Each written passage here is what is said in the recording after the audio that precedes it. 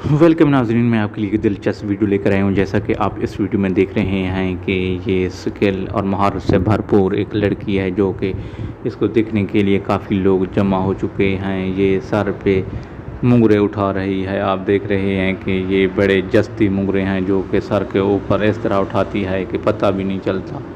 ये आप देख रहे हैं कि लोहे को लोहा काट रहा है और ये ड्रम गिरा है। आगे एक मुर्गी है जो ड्रम के नीचे आ सकती है, लेकिन एक पालतू कुत्ता अपनी हरकत से एक वो फेंक देता है रबड़ का। आप देख सकते हैं, इससे ये मुर्गी बच जाती है। आप भी गौर से देखें। आपसे गुजारिश है कि आप इस वीडियो को एक सेकेंड के लिए स्किप ना करें। इसमें फ़न भी है, स्किल भी है, महारत भी है और जस्तजू भी है, टेक्निक भी है। आप इस वीडियो में देख रहे हैं कि मेहनत भी है।